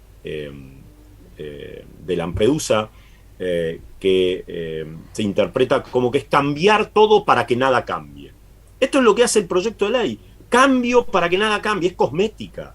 Aumenta el número de miembros del Consejo de la Magistratura a 17. Pero de esos 17 yo tengo 6 que son legisladores. Un representante del Poder Ejecutivo. Ahí alguien me diría, bueno, no, pero entonces no tienen la mayoría. No la tienen la mayoría. 4 jueces, 4 abogados, ya tenemos un problema, porque acá tenemos una desproporción grande, porque representan casi la mitad, los otros 2 estamentos por separado, pero además hay 2 académicos, que la Constitución también prevé que se designen representantes del ámbito académico. Es decir, que y se establece una mayoría para aprobar de 9. Es decir, que los órganos políticos más los académicos podrían imponer su voluntad a los otros 2 estamentos. Eso ya demuestra que no hay equilibrio que exige la Constitución. Y por favor, que nadie me venga a hablar de oficialismo y oposición, como dije antes. Esto hay un estamento que sin el concurso de ninguno de los otros 2, que están mencionados específicamente en la Constitución, que deben tener equilibrio, puede imponer su voluntad con la ayuda de 2 académicos. Además está claro que si el kirchnerismo lo está impulsando en las vísperas de un inminente fallo de la Corte, es porque evidentemente, como digo yo siempre, cualquier proyecto kirchnerista tiene gato encerrado, como decía él, el pomposo nombre, como decía Osvaldo, de democratización de la justicia, o el partido judicial, justicia legítima, son siempre eso, o a la ley de envases, viste que tiene el nombre de ambientalismo, todo lo demás, es un impuestazo, otro garrotazo más. Yo soy un poco más crítico, Jorge, si me permitís que te interrumpa. Yo voy un poco más allá. O sea, acá nos venden hoy, disculpen que saque la cimitarra, pero acá nos quieren vender hoy la versión edulcorada del peronismo. Claro que y sí. La independencia judicial del peronismo es el juicio político a la Corte Suprema, es la persecución de todos los jueces que no fallaban como quería el peronismo, como quería el líder del peronismo, es el haber puesto en comisión a todo el Poder Judicial en la reforma constitucional para poder jugar con la ratificación o no de los cargos de esos jueces. Y además, otra cosa que mucha gente no sabe, es que los jueces se designaban y no se les asignaba, no se decía para qué tribunal era. Entonces, el líder, el presidente de la nación, se reservaba la facultad de trasladar a los jueces cuando los jueces no decidían como él quería. Entonces, un juez que a lo mejor era juez federal en la ciudad de Buenos Aires, lo mandaban a ser juez federal en Ushuaia o juez federal en La Rioja. Maldita la gracia que le causaba a ese señor que comía de eso, que era su trabajo. Entonces, o sea, todos sabemos, o sea, el que quiere ocultar esto es o lo hace adrede o es ciego. Esto es una constante del peronismo en toda su historia. Me emocionó con este final, Ricardo. Sí, no, a mí también, porque lo hizo el peronismo, lo hizo el menemismo y lo hacen estos. Esto, por supuesto, siempre, como decimos en la Cámara, siempre de una manera mucho más salvaje, ¿no? Pero claramente el presidente, vos lo dijiste recién, el presidente Menem aumentó el número de jueces de la Corte, también hizo unas cuantas cosas más, pero el tema fue para tener una Corte adicta. Claro, seguro. Es decir, no nos olvidemos de eso. Siempre han querido tener, les molesta, todos los gobiernos les molesta un poquito, pero al peronismo claramente le molesta, no tolera que haya otro centro de poder que lo pueda llegar a controlar o limitar. Ya salió el senador Parrilli a decir que debería haber un control popular de las decisiones de los jueces. Ahora eso también lo quiere aplicar para el sobreseimiento de la doctora Fernández de Kirchner, también que vamos a ir a votar los fallos judiciales. Y en cualquier momento, Ricardo, esto va para mucho más. Lo tenemos a un amigo mío que le cortamos ya varias veces, que es Waldo Wolf, pero da para muchísimo más y te convocamos porque la verdad que fue un gusto. Te vamos a tener como columnista, me parece, por Zoom, porque la verdad que ha sido un gusto escucharte. Un abrazo. Les agradezco a ustedes y le pido disculpas. No, al contrario. Sí. Muchas gracias, Ricardo. Gracias a vos, Ricardo. Gracias. Fuiste muy claro, fuiste muy claro. Gracias. Y ahora pasamos a nuestro invitado, que lo tenemos hace unos minutos, pero bueno, como es amigo, hemos trabajado durante 4 años muy bien, con los Halcones, clan al que pertenecemos y nos sentimos orgullosos porque después de escucharlo al doctor Ramírez Calvo, al colega nuestro, lo que dijo del peronismo y lo que dijo de la cooptación de la justicia para tomar... Bueno, tuvimos 2 visiones hoy, ¿no? Muy diametralmente opuestas. Sí, diametralmente opuestas. Waldo, querido, buenas tardes. Jorge, ¿cómo te va? Un gusto hablar contigo, ¿no? Estaba escuchando atentamente e instruyéndome. En temas jurídicos, yo no soy abogado, tengo otra formación académica, pero siempre estoy inmiscuido en estos temas, así que bien, valió la pena esperar y desasnarme en algunas cosas. Primer pregunta que te hago, ¿cómo viviste ayer la jura? Vos sos de los viejos que seguís, que continúas tu mandato hasta el 23 y seguramente o estarás en otros lugares, posiciones ejecutivas, o continuarás luego en la Cámara. ¿Cómo viviste ayer la jura? Con algunos papelones que hubo. Resaltando de antemano, te digo, la figura de nuestro querido amigo Fernando Iglesias, que si bien estaba fuera del juramento, puso las cosas en su lugar, ¿no? Sí, lo viví con ese contraste, ¿no? Porque sin duda es un hecho institucional trascendente el que se reconfigure el formato y las fuerzas en la Cámara y ver a los nuevos que vienen con sus familias y llenos de inquietudes y de energía, y uno se acuerda y ya cuando estás hace 6 años sos un veterano y les explicás y entran y no saben dónde está la banca y el botón y demás, así que esa parte anecdótica y un poco folclórica. Y por otro lado, la tristeza y la bronca de ver cómo se denostan las instituciones, ¿no? De que cada uno jura por lo que quiere. Yo tengo una posición muy personal, respetando a todos, que deberíamos todos jurar por la Constitución Nacional, porque el ámbito de las creencias, que las tengo, es un ámbito privado y a nosotros nos eligen para jurar la Constitución, para cumplir la Constitución Nacional, ¿no?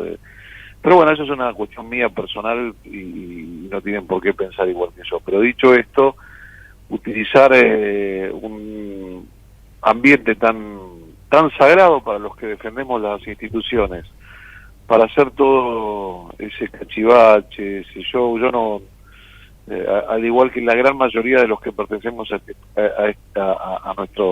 nuestros espacios más democráticos, republicanos, institucionales, no creemos en los personalismos, ¿no? No es casualidad que ninguno de nosotros jure por personas, y vos escuchás que juran por personas de carne y hueso a las que idolatran e idealizan, y bueno, es un poco el simbolismo de esta grieta, así que lo viví con ese contraste, ¿no? Comparto plenamente lo que vos decís, porque a mí me pasó también lo mismo, sobre todo cuando incluso juran por personas a las que consideran próceres, y seguramente la historia no las va a tratar muy bien, como es el caso de Néstor y de Cristina, ¿no?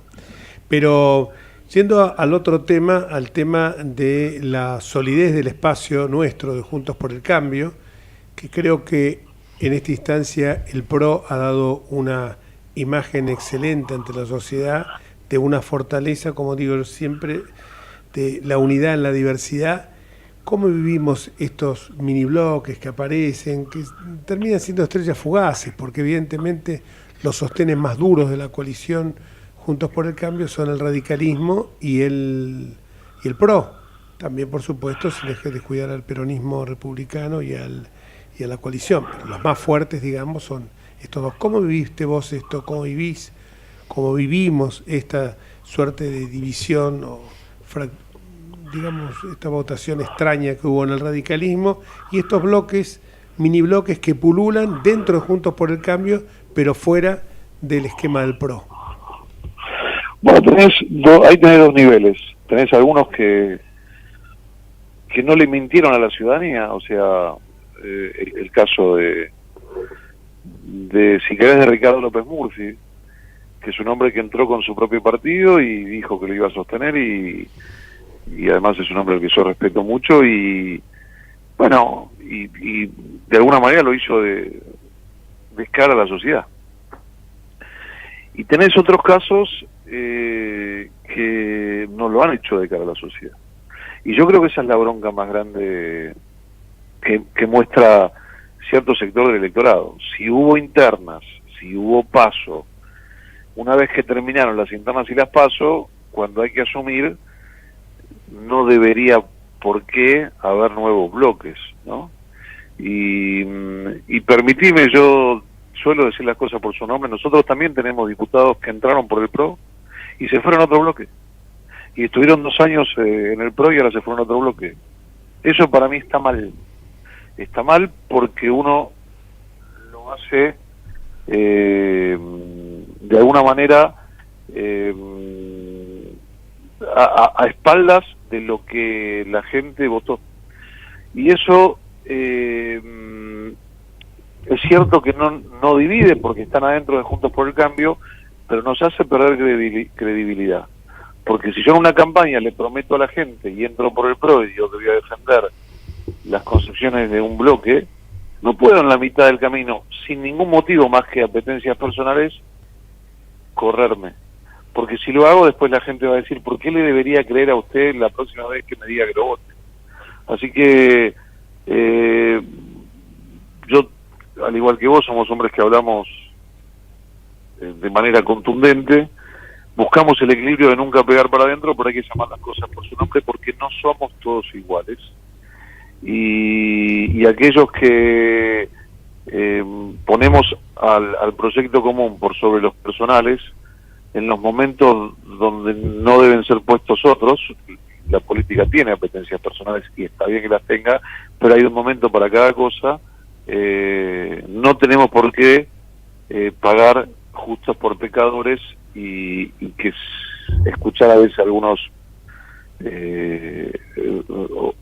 algunas opiniones que dicen son todos iguales.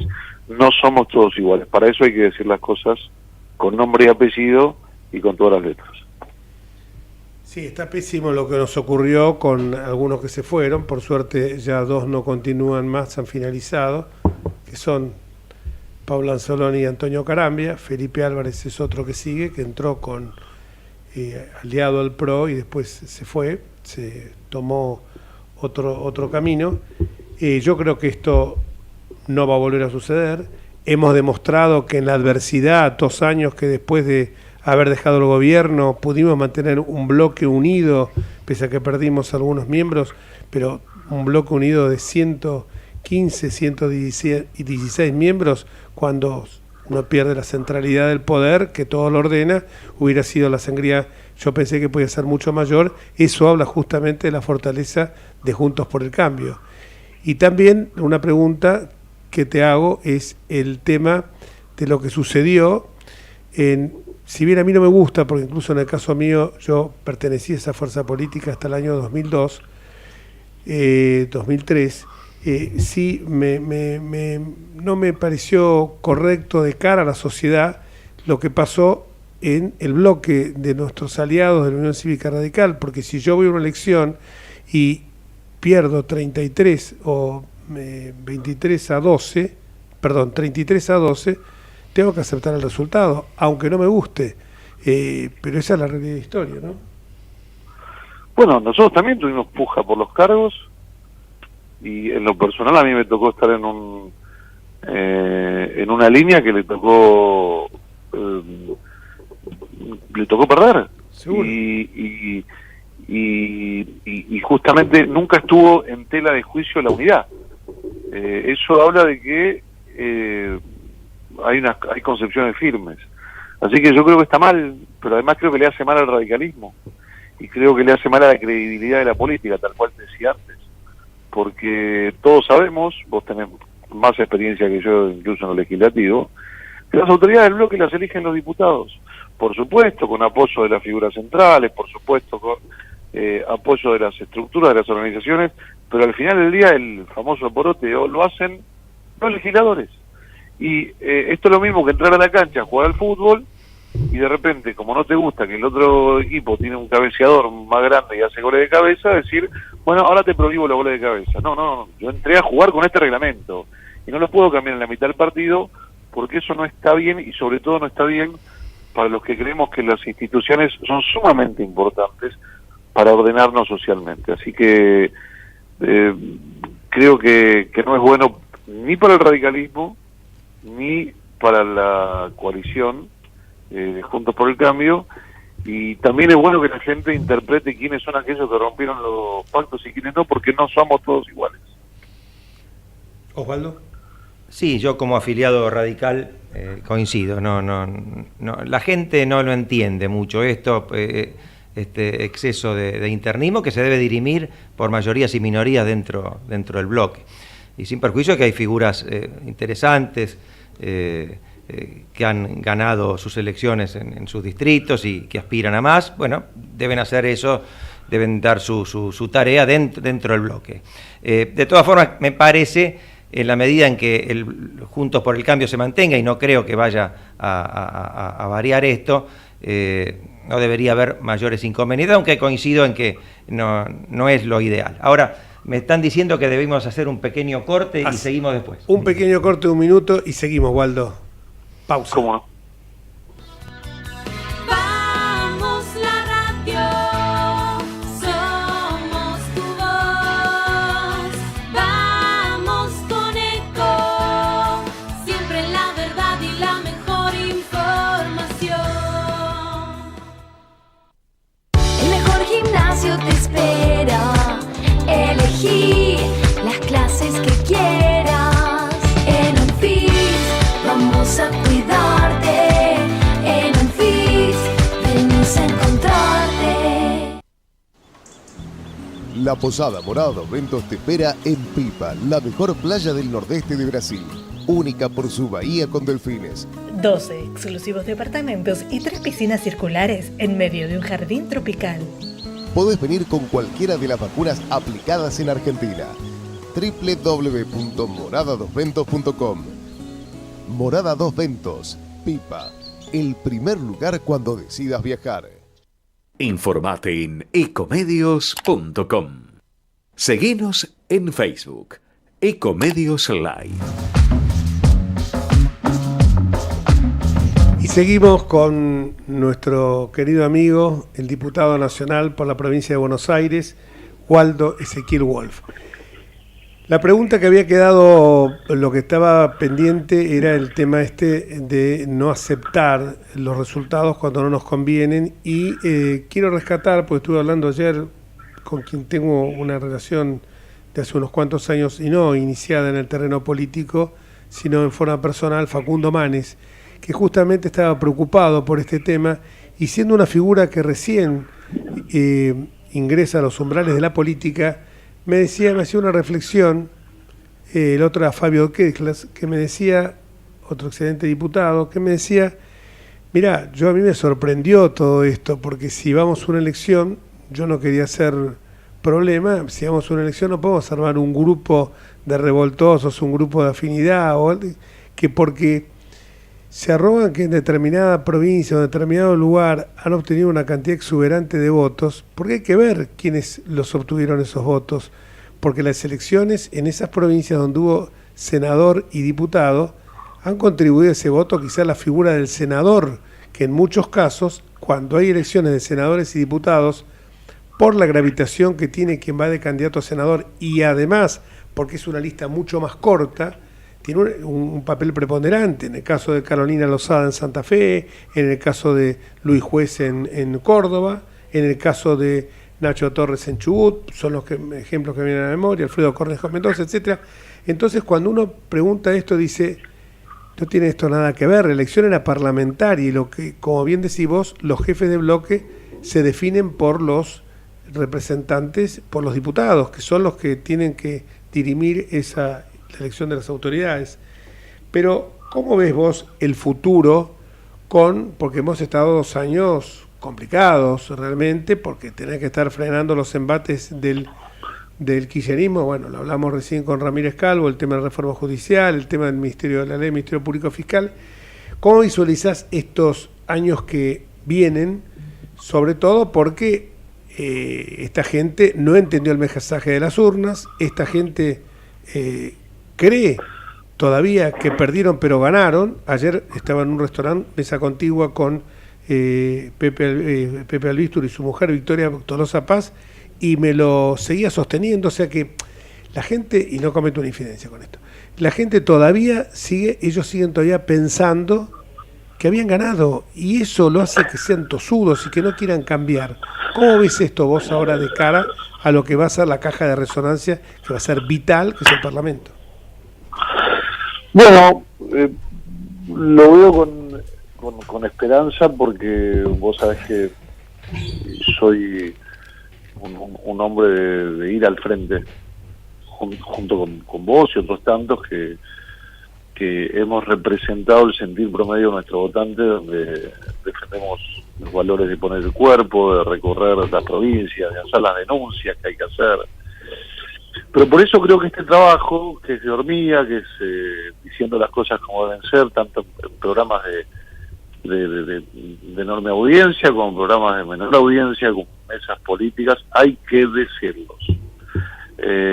Y hay que tener, para eso hay que tener muy en claro que no podemos permitir que de adentro nos fisuren la credibilidad, que de adentro surjan figuras que traicionen el sentir promedio de la ciudadanía. Esta semana quedó clarísimo. Cuando, fíjate que cierto sector del radicalismo se apacigua y se calma cuando ve la reacción de la ciudadanía, que yo creo que no la tuvieron en cuenta. Cuando vieron la reacción de la ciudadanía diciendo, hey, paren un poco, ya está, terminó, vienen de una interna grande, después vienen de una PASO y después vienen de una nacional, y se terminó.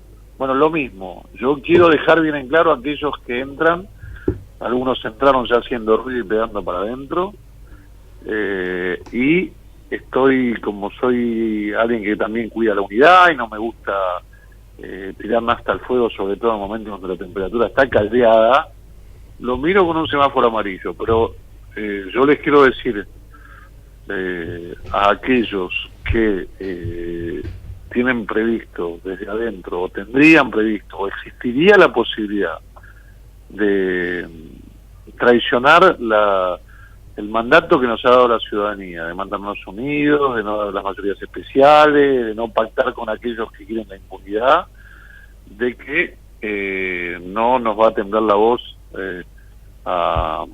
al ala que vos definiste. A mí el nombre Halcón es un poco a veces caricaturesco, pero es como nos llaman y bueno, es lo que hay. Uno no decide a veces cómo lo catalogan, hay que ser respetuoso de lo que la gente piensa. Yo me siento orgulloso de compartir este espacio con tipos como vos.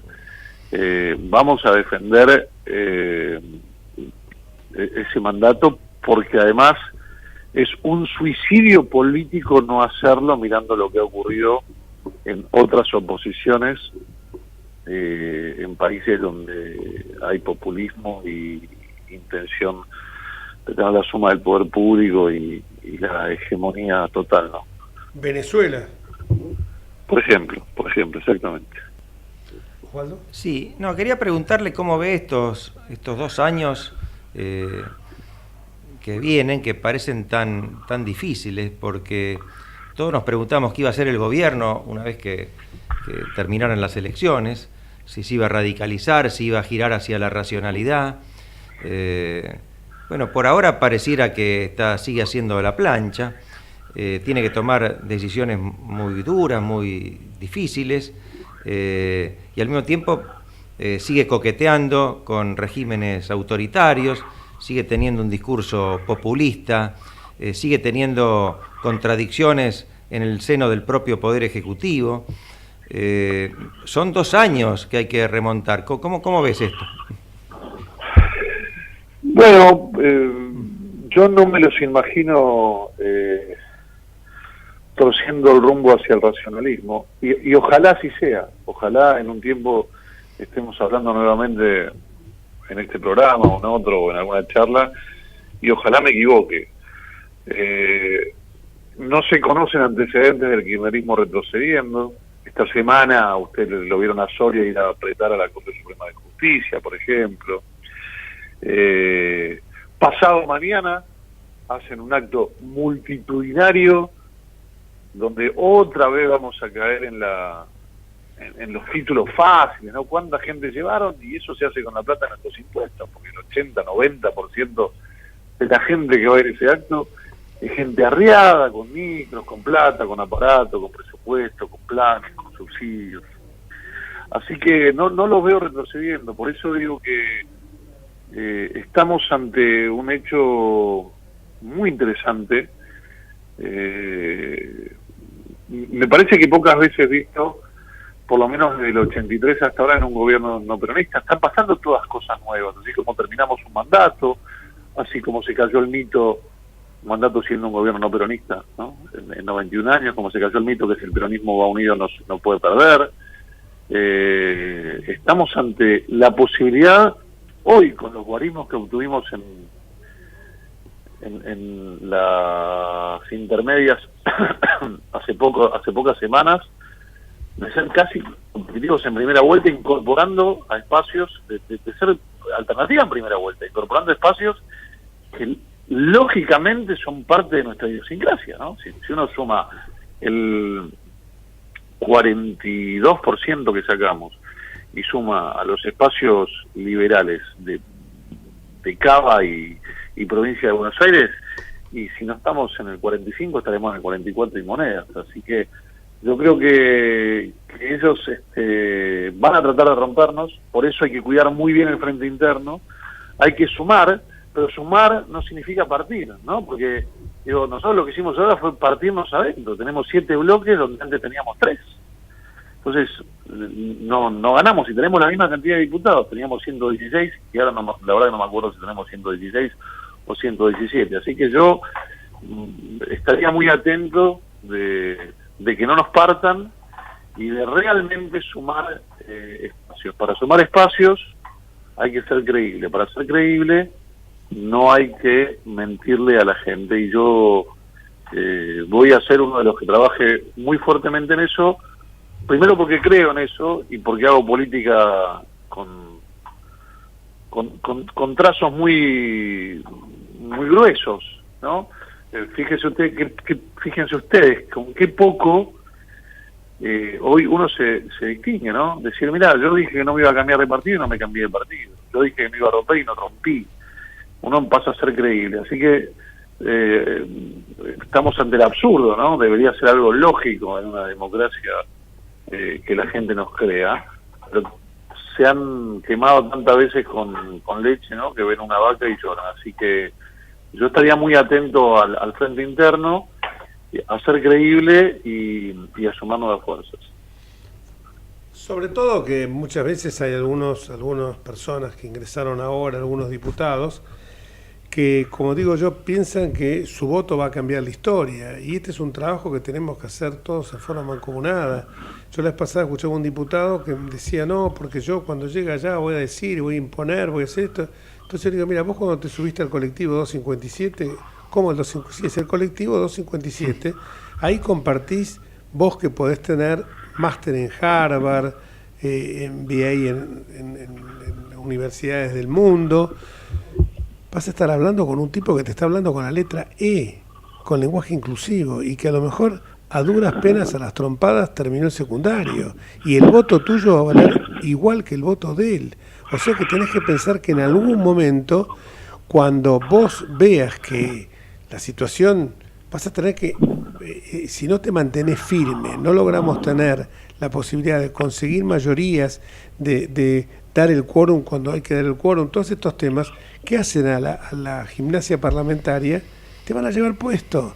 Vos crees que van a hacer un discurso a lo mejor muy bonito para tu video, si tenés expectativas presidenciales, pero que van a ser vanos, y las expectativas tuyas también se van a esfumar, porque si esta gente sigue en este derrotero y nosotros no comprendemos que a veces internamente entre nosotros vamos a tener que arriar alguna bandera para lograr que el todo supera la parte dentro de nuestro propio espacio, porque si no cada uno va a ser como un paracaidista polaco, va a ir cada uno por su lado, y va a pasar lo que estamos viendo que está pasando hoy en Venezuela. Creo que esto es muy bueno que lo remarquemos, ¿no? Sí, está muy bien como lo definís. Y yo creo, Jorge, que nosotros hemos un poco petulante lo que voy a decir, hablar de uno, ¿no? Pero bueno, lo creo, como también hago mis críticas de nosotros mismos. Yo creo que nosotros interpretamos muy bien el rol de promedio del diputado que nuestro espacio, nuestro votante promedio también le pedía, ¿no? Porque viste que a veces te preguntan la gente con ignorancia, ¿no? La palabra ignorancia no es despectiva, yo soy ignorante de un montón de temas. Te dicen, bueno, ¿y ustedes qué proyectos hicieron? Como si esa fuera solamente la labor de un diputado. Pero nosotros fuimos a Formosa y mostramos lo que pasaba en Formosa y logramos que la Corte Penal Internacional y Bachelet en las Naciones Unidas vea cómo se habían violado los derechos humanos en Formosa. Y fuimos a Mascardi y denunciamos las tomas de Mascardi, y contigo estuvimos en todas las marchas y presentamos cautelar por el tema de las piedras e hicimos denuncia por todos los avasallamientos que ha hecho este gobierno, y ese es el rol distintivo que puede hacer un diputado, que es poner el cuerpo, porque para eso tenemos esa herramienta fantástica que nos da la Constitución Nacional, que es el artículo 68 y el 69 de que no se nos pueda condenar por nuestros dichos, que no lo cumple el kirchnerismo, ¿no? Yo tengo una causa en contra, pero no importa, que no podamos ir apresados por ir por ejemplo, a Formosa, donde no dejaban entrar a nadie, y nosotros fuimos y nos paramos. Así que está muy bien lo que vos decís. En el recinto uno puede hablar un poco más fuerte, un poco más despacio, puede tener un poco una prosa un poco más vistosa, o puede ser más oportunista, pero el voto mío vale igual que el que se queda callado y que dice otra cosa. Ahora, en el cuerpo a cuerpo está la gran diferenciación, así que coincido plenamente con vos que a la hora de votar hay que siempre priorizar la unidad de la oposición, y hay otros ámbitos para trabajar y para distinguirse y para destacarse. Muchísimas gracias, Waldo. Se nos acaba ya el tiempo. Te quiero desear, ya te lo dije 20 veces en estos días, pero te quiero reiterar el mayor de los éxitos en estos 2 años de mandato que te quedan para culminar tu gestión. Bueno, un abrazo yo aprovecho gigante. para saludarte y para dejar asentado algo que también te lo he dicho. Vos has sido un referente para muchos, sos un hombre muy querido en la política, en la Cámara, sos un hombre muy generoso, porque siempre has abierto tu agenda y siempre has compartido tus contactos y tu experiencia y tu trayectoria, y no es algo tan común, ¿no? No sos el único. Yo siempre rescato también cuando entré hace 6 años, y un hombre como Eduardo Amadeo también nos abría las puertas a las generaciones más nuevas. Así que quiero destacar que has sido muy generoso, que lo seguís siendo, y no me cabe ninguna duda que los cargos son circunstanciales, nos va a encontrar espalda con espalda la defensa de los valores que creemos. Así que te mando un abrazo grande y nos veremos por ahí. Felices fiestas a todos. Muchísimas gracias, un fuerte abrazo, felices fiestas. Gracias. Y continuamos. Viste que es medio maratónico esto, ¿no? Sí, 2 horas. 2 horas. Y hoy estamos, nos falta uno de los puntales, pero anda con un problema de motricidad en una mano. Si nos está escuchando, un abrazo a Matías Enríquez. Sí, nos está escuchando porque hizo algún comentario por WhatsApp. Ah, perfecto. De hecho, perdóname, si no lo leíste porque estás muy concentrado, más que yo en el programa. Él pidió que mencionáramos a Gallardo, y yo le dije que lo había mencionado al inicio del programa. Así que si está escuchando Matías, aquí le reitero, la mención a Gallardo, y sin duda destaco la alegría que deben tener todos los riverplatenses. Acá lo estamos viendo por televisión. Renovó por 1 año más, se queda Gallardo y festeja todo River. River festeja, el Barcelona no, porque está quedando eliminado de la Champions League, porque está siendo derrotado hasta hace unos minutos, porque siempre estamos atentos a nuestros invitados. En la pausa vimos que estaba perdiendo 3-0. Sí, realmente es una buena noticia para toda la familia riverplatense. Ya lo hemos hablado. Bueno, nuestros invitados fue monocolor: Ramírez Calvo. Zuleta de River, ¿eh? Zuleta de Boca. No, de Boca. De Boca.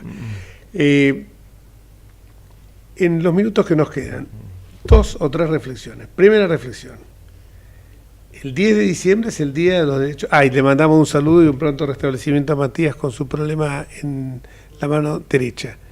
La primera reflexión: pasado mañana se conmemora el Día Universal de los Derechos Humanos.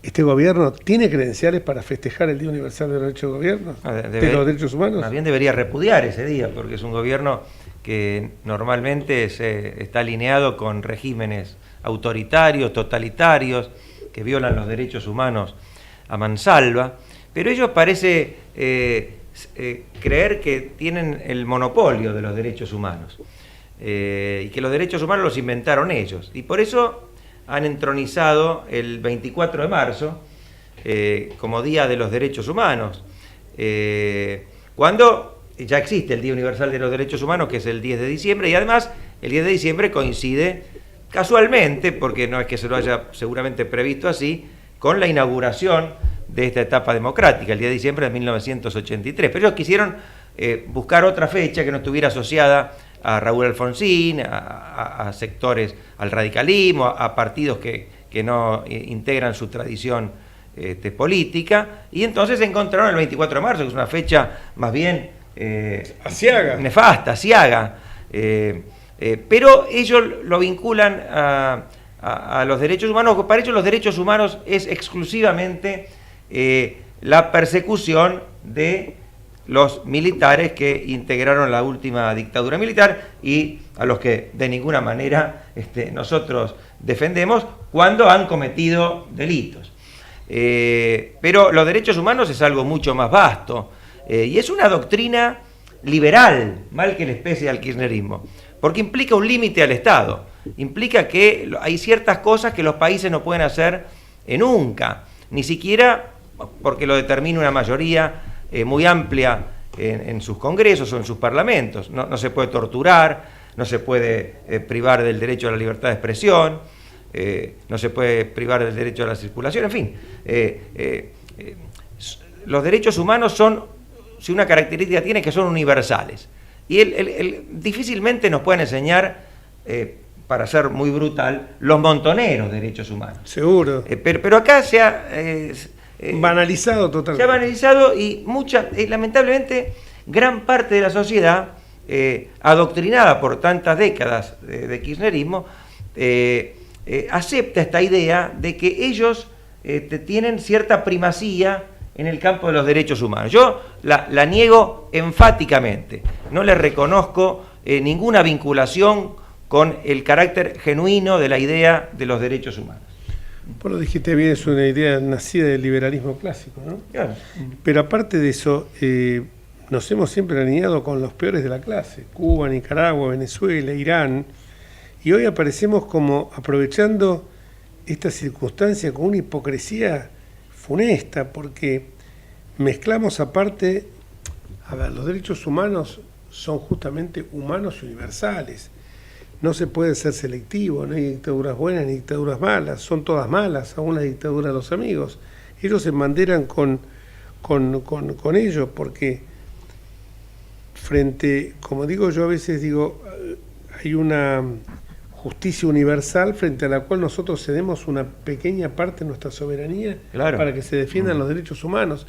Entonces esta gente esto no lo entiende, no lo valora, y es un aprovechamiento constante, como hizo el aprovechamiento del dolor de las víctimas del Ara San Juan para iniciarle una absoluta y falaz denuncia al expresidente Mauricio Macri en un juzgado que es un forum shopping, como es el juzgado de Dolores, donde ahí se gestó también el operativo Puf Puf con Schiavi y Eduardo Valdés, que además de una cárcel. Sí. Sí. En el ámbito internacional, cuando apoyan a regímenes autoritarios y se les reprocha esto, ellos echan mano del principio de autodeterminación de los pueblos. A eso iba. Pero precisamente, o una u otra, o admitimos los derechos humanos, que tienen un carácter universal, o admitimos que cada país haga lo que se le da la gana. No podemos ser selectivos en esto, no podemos decir que Ortega haga lo que quiera, que Maduro haga lo que quiera, porque si no violaríamos la autodeterminación de los pueblos, y al mismo tiempo ser muy severos con cualquier irregularidad que vemos en países cuyos gobiernos no nos caen simpáticos. No, el principio de autodeterminación de los pueblos implica esencialmente, primero, que los pueblos puedan autodeterminarse, para lo cual debe haber una democracia auténtica. No hay autodeterminación de los pueblos en dictaduras, por más que tengan una fachada democrática. Así que aquí se revela una vez más la hipocresía del kirchnerismo, y en esta tarea ha sido útil Felipe Solá, el anterior canciller, del que me entero hace unos minutos que, pese a todo esto, era muy bien considerado por la sociedad, una figura prestigiosa. Sí, la encuesta esa seguramente...